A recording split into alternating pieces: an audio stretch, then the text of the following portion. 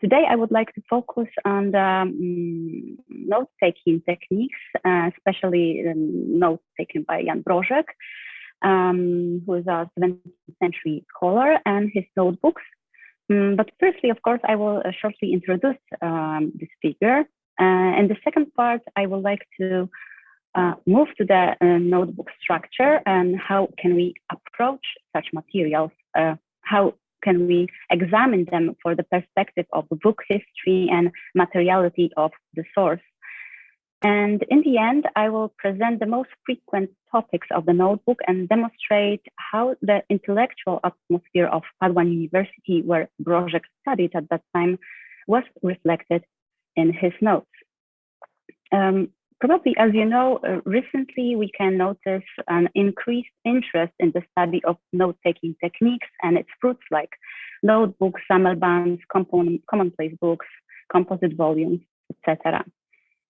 One could mention research by Anne Blair, Anne Moss, and Michal Thorberg, as well as research teams such as Magister Dixit at KL Leuven, or our project that Stephen mentioned at the Polish Academy of Sciences on structuring knowledge and idea of transferring the knowledge through student notebooks. The purpose of my today's presentation will be to analyze the Sammelband, the composite volume of the Polish mathematician Jan Brożek, which is a collection of prints and notes bound together. Let's call it, for the purpose of today's presentation, simply a black notebook. Such miscellanea works, adversaria, composite volumes, were rarely the main focus of research. So I would like to show the possibilities of interpreting this type of sources. I think they have been neglected a little bit until now for at least two reasons. Because of their eclectic nature and their improper storage and cataloging. For example, 19th century collectors and librarians often divided such volumes to extract its various parts. For example, you can see on the slide the two volumes on Hendrik van Bra, from which the second one was rebounded, was taken from the composite volume of Jan Brożek and bound in another way. During this action, the pages were cut to fit the new bounding. And as you see, this way we lost the notes on the spine and the fore edge. But before I will dig into the Brożek notes themselves, let's talk about his activities as a scholar for a little bit. He was a Krakow mathematician, astronomer, physician, theologian, polyhistorian, and writer. He was also interested in theory of music. Because of that, he was involved in many scientific debates of the 17th century through his wide interests and abilities. He was born in a Borgar family in 1585. Then he obtained a doctoral degree in philosophy at the Jagiellonian University in Krakow in 1610. He made his debut, the scientific debut, the same year with the treatise Geodesia Distantiarum, in which he instructed how to measure distances between the unreachable points. To teach, he was ordained a priest a year later, and a side source of his income was, among other things, private lessons in military engineering. The mathematician wanted to educate young people in geometry and arithmetics. He worked on mathematics handbooks. Unfortunately, only one volume came out, and on cartographic description of Poland. In his youth, he was a fierce opponent of Jesuits, and I will elaborate on this in just a moment. Although towards the end of his life, he defended his doctorate in theology and became a Catholic priest himself, which was probably largely dictated by financial interests. As far as his intellectual biography is concerned, just after graduation, he also made contact with Belgian mathematician Adrian van Rumen, who lectures at Zamoyski Academy in Poland. Thanks to this collaboration, he became acquainted with mathematical operation. He wrote unknown to Polish science, like roots, equitation, fractions, multiplication. He also confided in Van Rumen his reservation about Pierre de la Ramée theorems on 2- and 3-dimensional geometry. Years later, he will publish a polemical treatise against the French scientist. The collaboration with Van Rumen was a turning point in Brożek's academic development, as he began to familiarize himself with unknown in Poland achievements in the fields of mathematics, but also geodesy, physics, and optics. At the same time, his fascination with the discoveries of Johannes Kepler and Galileo grew. It is known that he strongly supported and promoted Galileo's discoveries of 4 moons of Jupiter, and he himself dreamed of buying the telescope. He also reinforced heliocentric theory and was preparing a biography of Copernicus. Brożek himself studied also the nature of comets.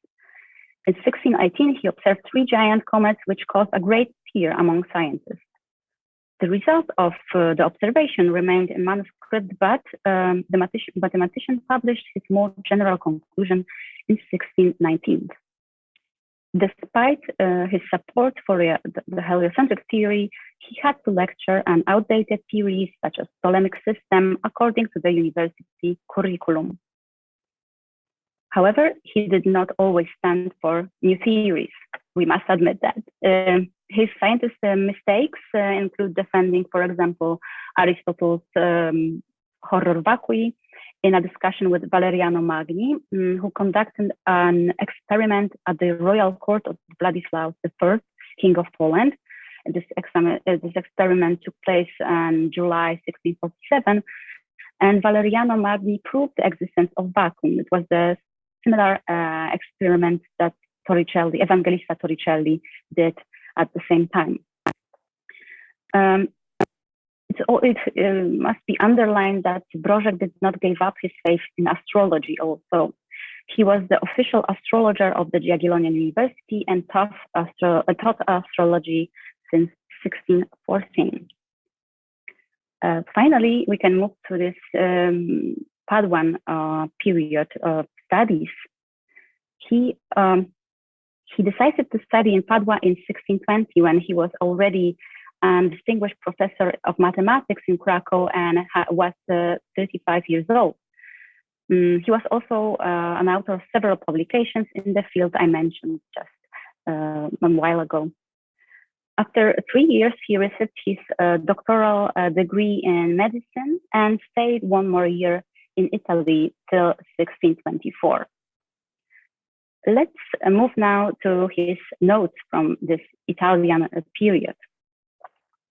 During these years, he bought numerous books in which he made a great number of notes.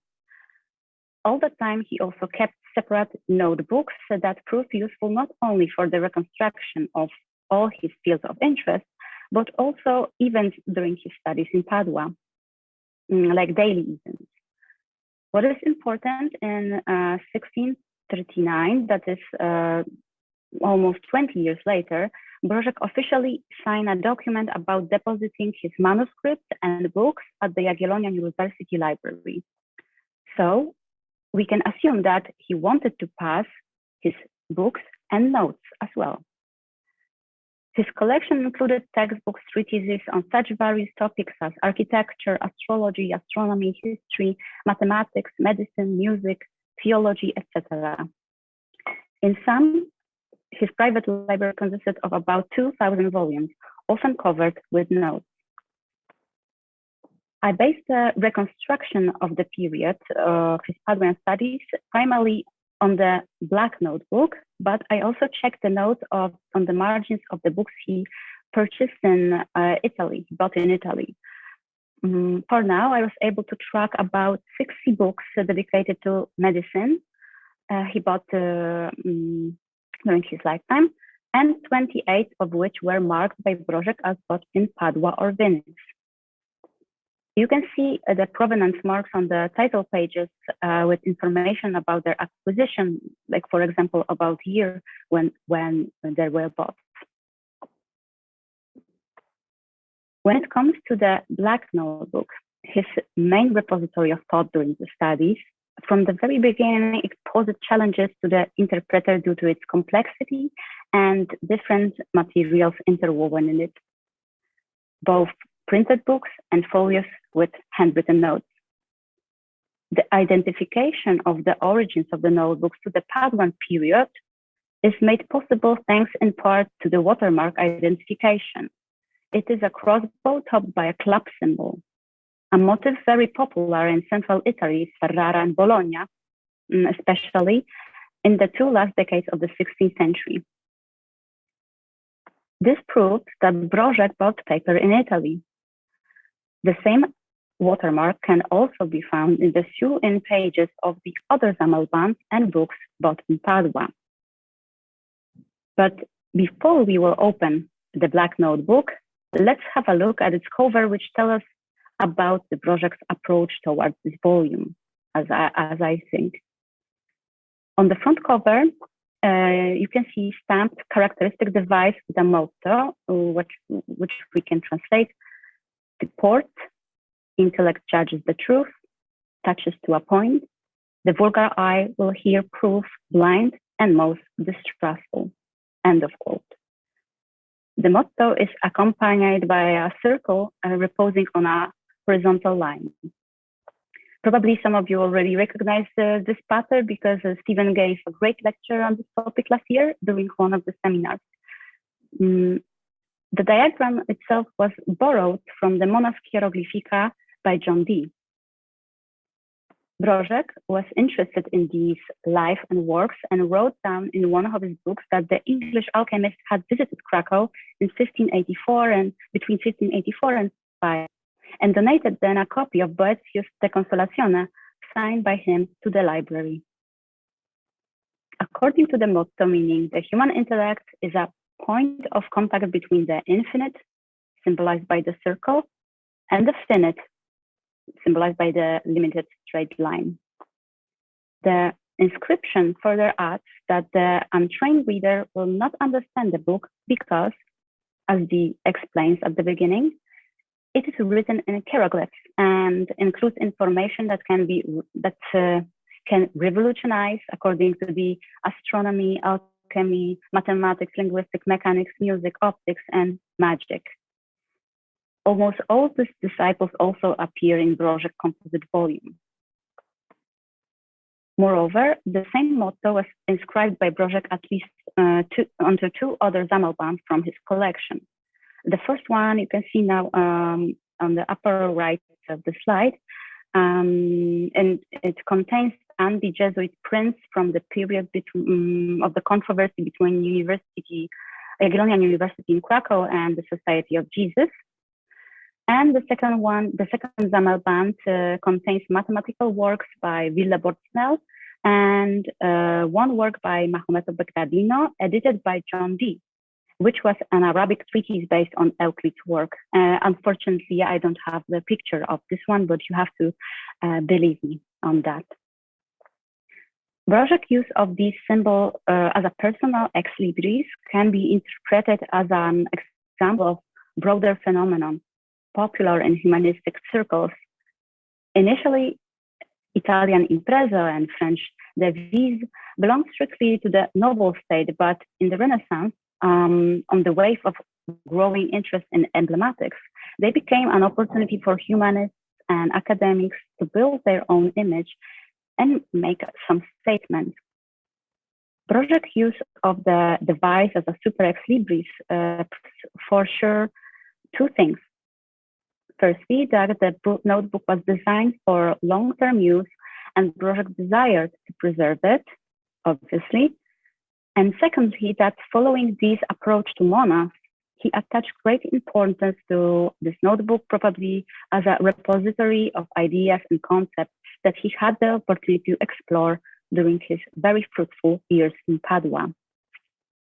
What is more, Dee advised the use of hieroglyphs from the Monas Hieroglyphica as talismans. Because of that, I wonder if we can analyze it also as a form of an amulet. What puzzles me is that in the case of a black notebook, it was stamped on the binding, while in the other composite volumes, It was drawn by hand by Brożek. Could this have something to do with Dee's recommendation to draw hieroglyphs, transfer them into amulets? I hope we will discuss this just in a moment. And now I will leave that question to finally open the notebook. When we open the notebook, we will quickly see that there is a lack of any order.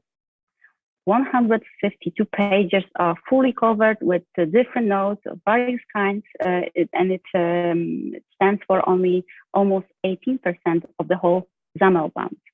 The rest of it are books interwoven in it. Instead of a structured, commonplace book that could be fruitfully used during his future practice, for example, as a physician, Brożek wrote a miscellaneous notes probably on the daily basis. He collected various data like book excerpts, academic lectures, gossip, poems by other and by himself, jokes, his reflection, often laced with irony, as we will see in a minute, a draft even of his own will, private correspondence, transcripts of real conversations with Paduan citizens. Notes typical of practicing physicians or their students, although they are in the minority in the manuscript, can also be found, including medical recites, empirical observations of individual cases with patient's name, consultation date, therapy. Interesting cases known from the autopsy or letters are also mentioned, and finally the consolaciones, that is consolations, the formulas that are convenient for patient contact. The notes were written mainly in Latin, but there are also fragments in Italian, Polish, Ruthenian, French, and ancient Greek. By and large, quotations from various books make up the majority of Brożek notes. Additionally, as I said, it comprises 5, 16, and 17th century prints, 2 of his authorship. The books sewn in were assorted based on their content, not because of the format, as each of them has a different one. In the context of numerous purchases in Italy, a question might be raised why he chose these specific publications, since he bought about 20 other prints and manuscripts in Italy. It is also noteworthy that Brożek tried to keep a classical commonplace book with headings on the top of each page arranged alphabetically, which he called Signa et Causa. But he only completed 14 of 152 pages and eventually abandoned this type of note-taking practice. His rejection of this method of structuring knowledge can be considered as part of a wider phenomenon that emerged between the 17th and 18th centuries, when scholars started to replace the highly arranged system of commonplaces, the so-called loci communes, with less constricted excerpting systems of miscellanea. When even though the humanistic craft of excerpting and structuring according to the loci was still widely used, the 17th century marks the time when theorists of ars excerptendi, that is the art of taking notes from the books, argued that scholars have the right to classify their material according to their own needs. It was a symptom of moving from emulatio, that is the imitating through conquering of the past, to its exploitation as a repository of knowledge and the first, yet not the final one, step towards the exploration of the unknown. In Brożek's notebook, there is a complaint about the common practice of stealing other people's ideas, and I wish that those doing so would be eventually punished. I quote, "Oh, if they could proclaim a law in the Republic of Letters that no one should rewrite what others have written, authors would be explorers rather than gatherers. The analysts of physical bodies, whom we vulgarly call alchemists, build ordinary furnaces in which they separate different bodies. I would like to see, following their example, a furnace of justice into which authors would be thrown in order to separate their own ideas from those of others. Libraries would be the happiest places, and now each time when someone is overtaken by this disease of copying, how many words are spelled out? End of quote. His opinion on the subject is surprisingly modern, differing considerably from the belief prevailing in the Respublica Literaria that the writer is like a bee who collects from many flowers. Still, the most common method of annotating present in the Codex are testimonies by quotation. In researching this miscellaneous volume, I replicated the excerpting method and decided to go through Brożek's notes thematically, picking out medical topics as those that dominated the composite volume. It came out that Brożek was apparently distracted from medicine by current political and social topics. Passages concerning, first, the role of the physician in society, second, anti-Jesuit arguments, and third, the authority of the Pope in science can be all found in the notebook. While the last 2 points should be interpreted in the context of Brożek's pamphlet Gratis against Jesuit education system, published just after his return to Krakow from Padua, the excerpt concerning physicians can be seen as a part of a wider humanistic trend in literature. Moving to the medicine themes in the notebook, and I would like to underline that he gained doctoral degree in medicine in Padua. I must admit that Brożek has a rather pessimistic view of the topic. In the Black Notebook, he describes many times several disadvantages of the medical profession. I quote, "So competition in this profession is with monks, with women, and finally with something even more infamous. I will also leave aside that most of the physicians in Poland do not go as far with science as with politics. Before they were called physicos medicos, now they will be called politikos medicos. They used to corrupt others with their own excitement." End of quote. Physicians need to concord with non-professional quacks like monks, women, and even worse adepts of ars medicina. Brożek complains that in Poland, physicians are much more interested in advancing their career than earning professional skills. On this example, we can see how, let's call it the hyperlink within his note system works. Let's ask about the politicus medicus term. Looking for the Brożek's medical books, we will find a volume that bears his annotations entitled Medicus Politicus by Portuguese Jewish physician and ethicist Rodrigo de Castro. De Castro focused on practicing physicians who were subordinated to the power of the rich, royals, and cities, hiring municipal physicians. He underlined the role of the virtue of prudence as a base for political physicians.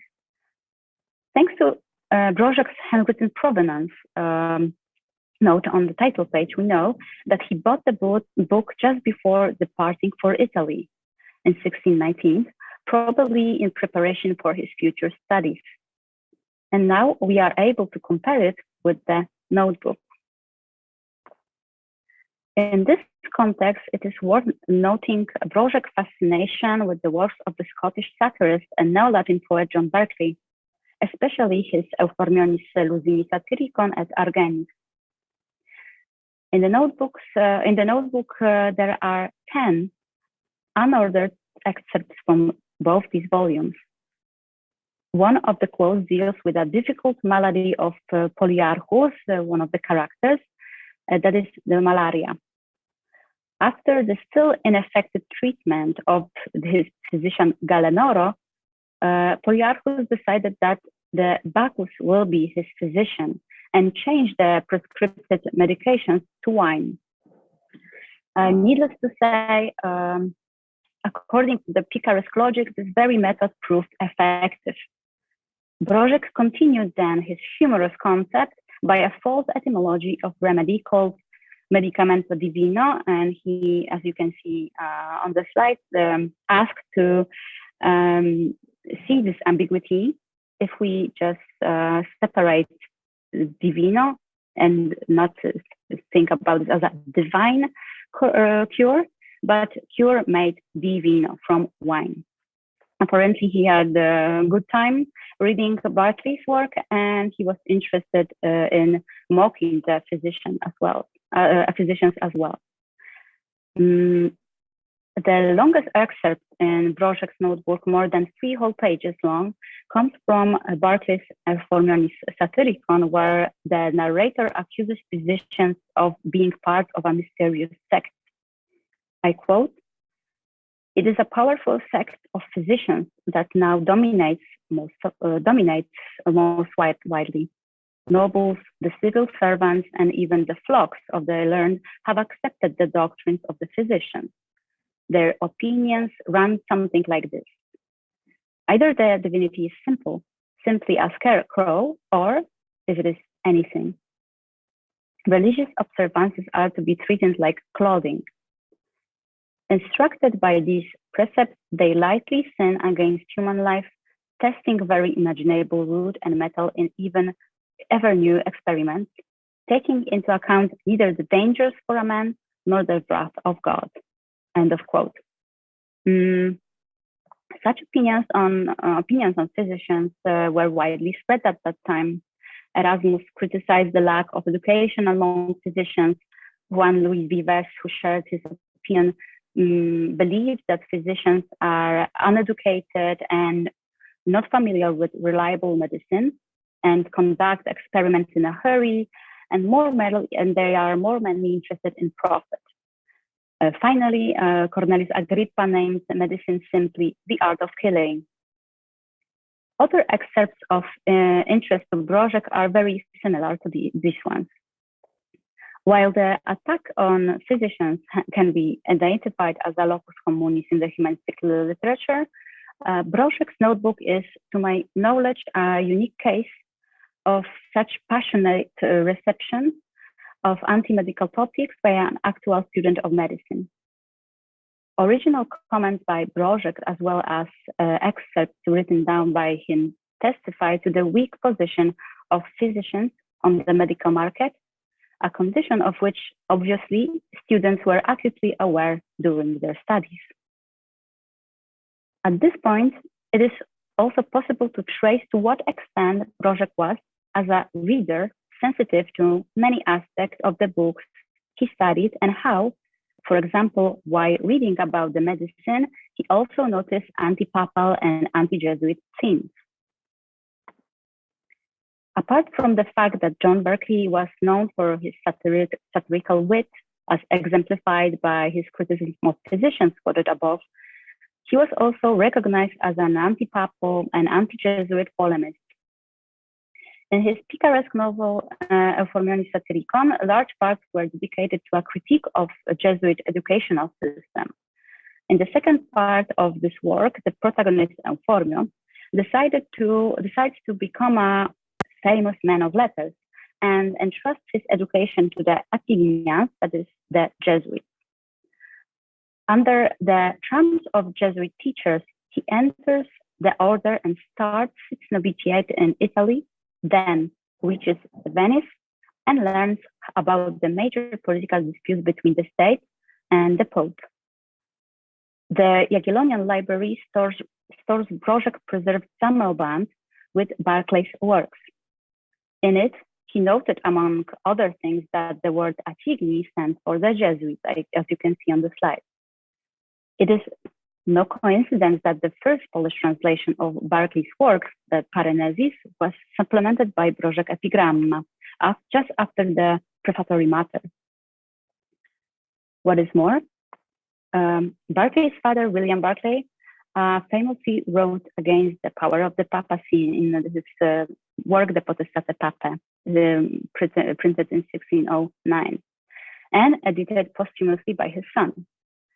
He advocated for the need of absolute separation of the temporal and spiritual powers. John followed in his father's footsteps, and he also came into contact with one of the most influential Venetian scholars from the anti-papal camp, that is Paolo Sarpi, a supporter of the case for a secular state engaged in the confrontation between the Papal Curia and the Republic of Venice between 1605 and 1607. Tellingly, the information about Sarpi's death was commemorated by Brożek with a note. Paoli Sarpi Benetti died 1624 in his private copy of a famous print authored by Sarpi. Brożek bound Sarpi's book together with the aforementioned anti-Jesuit Sammelband with the hieroglyphs. Moreover, the Paduan notebook contains two previously unknown and unpublished poems by Brożek commemorating Sarpi. For Sarpi, the crucial problem lied in extending papal authority into temporal matters, which in turn resulted in accusation of sharing views with Marsilius of Padua made against him.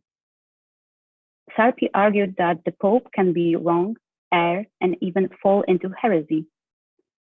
In the very beginning of the Black Notebook, Brożek asked a question similar to that posed by Sarpi. I quote, "Is Pope able to himself deal with the particularities of the natural sciences?" End quote. He asked. This doubt was supplemented by a biblical quote from Ecclesiasticus chapter 3 on God's creation of the universe, the mechanism of which can never be fully comprehended by means of the human perception. Two other questions followed. First, why did the Holy Ghost not tell the apostles about the America? And second one, why did not he tell Saint Augustine about the antipode? Both doubts expose the limits of the Holy Scripture and the Church Fathers in commenting the geographic discoveries. The two rhetorical questions involve loci communes of the early Church Fathers that denied the existence of other peoples living outside of the known land, because it would mean that one of the main Christian dogmas about the unity of the human race, and in consequence about the universality of the original sin and redemption, is false. Firstly, as we can see, Brożek makes use of a pars pro toto to ask why the Holy Ghost, that is Holy Scripture, did not make apostles aware of the existence of the Americas. Secondly, he refers to St. Augustine, city of God, in which the theologian denies the earth's rotundity and therefore the possibility of the existence of other people, the so-called antipodes. These one-sentence long doubts are followed by a clear opinion on papal infallibility. I quote, "Let us examine how once the Pope thought about great problems in a childish way. In the Annalibus Boiorum by Aventinus, look at the example of Virgilius, Bishop of Salzburg, who was blamed by Boniface in front of the Pope Zacharias. You will find this example in Scholis Mathematici by Pierre de la Ramée. A traitor to the truth is not only the one who asserts lies, but also the one who does not speak the truth freely." And the last sentence was taken from the Saint Chrysostom. Brożek recalls once again the topos characteristic of the anti-papal discourse prevalent at the time, that is the story of Saint Virgilius of Salzburg, an Irish missionary and astronomer accused by Saint Boniface in front of the Pope Zachary of teaching about the rotundity of the earth. Brożek referred to the story, revealing his two sources, Pierre de la Ramée and Johannes Aventinus. Brożek was interested, it must be underlined that he was interested in Pierre de la Rame's writing for many reasons. For example, in 1652, he wrote Apologia Poechidae et Aristotele against the French scientist. The text of Scholarum Mathematicarum by Rame is divided into 31 chapters, describing one mathematical problem per each chapter. The story of Virgil comes from the second book on important mathematicians. Although it is likely that Brożek reached for Pierre de la Rame's books primarily to gain knowledge about mathematics and mathematicians, he noted other issues that were relevant to him. This confirms Brożek's focus on proving the Pope's fallacy in scientific discoveries and proves also that he applied his previous readings in various debates. The choice of Annalium Boniorum by one of the most important German historians, Aventinus, was probably also not incidental. Even though Aventinus was a Catholic, he sympathized with Protestants and criticized monks, and the Pope as well as showed his sympathy for the empire in its struggle with the papacy. The first edition of Annals from 1554 was censored by the removal of the most anti-clerical passages. The interest in Virgil and his proposition was shared by such great astronomers as Michael Messlin, who compared him to Copernicus in the letter addressed to Kepler, who instead likened himself to Virgil as well. This example shows us more or less how the humanist workshop worked and how Brożek digested the information he collected. Moving on to the last most frequent topic in the notebook, that is criticism of the Jesuits, it is necessary to mention Brożek's master from the Paduan times, that is Cesare Cremonini. In Brożek's copy of Opera Omnia by physician Johannes Heurnius, we can see that he noted twice that he listened to Cremonini's lectures on De Anima by Aristotle. Cremonini was one of the most famous Italian philosophers of the 17th century and at the same time a great opponent of the Jesuits when they opened a college in Padua, reviling the university. His most famous speech dates back to 1591, and its main accusation involved the violation of the privilege of the University of Padua by the Society of Jesus, which had exclusive rights to university teaching. So the University of Padua has the exclusive right to teach in the city. When it comes to Brożek's anti-Jesuit agenda, it needs to be mentioned that the similar conflict between the University of Krakow and the Society of Jesus was growing steadily since the 1580s and was the final step of the Jesuit plans to control all of public education in Poland. Although the so-called father of new Aristotelianism, Cesare Cremonini, had more than 400 students, we can assume that his relation with the Polish mathematician was flourishing. For Cremonini, Brożek was an interesting source of news about the ongoing conflict between the Krakow Academy and the Jesuits active in Poland, as confirmed in Brożek's diaristic annotations. I quote, "Leaving for Italy, I left the Krakow Academy quiet and peaceful, but on my return, I found it in chaos. During the 4 years of my studies, I was informed in detail in Padua about the undermining of the Academy's position by the Jesuits. I reported all this to the local scholars and my teachers, especially to the excellent Cesare Cremonino, my supervisor and professor of medicine. It was from him that I took many hints concerning the preservation of the whole academy, which he derived with extraordinary prudence in an Aristotelian manner from the reasons of the state and of the republic. Thus prepared, I returned to Poland in 1624. During Brożek's stay in Padua, the Jesuit managed to finally open, after much effort, public academic courses in Krakow, a fact that incited a 12-year-long conflict between the Jagiellonian University and the Society's college. It was certainly no coincidence that Brożek wrote his famous anti-Jesuit work Gratis, a humorous, irony-filled pamphlet, shortly after his return from Italy. Indeed, it is verified by the notes in the Black Notebook as well.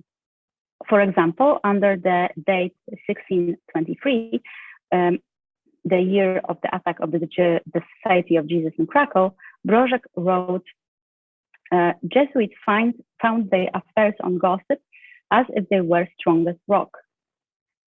The exact same thought can be found in Brożek pamphlet Gratis, published 2 years later. This time with a wider context, that is, I quote, the Jesuits found their affairs on gossip as if they were the strongest rock. This way, they pretend to be academics to prove themselves before the nobility.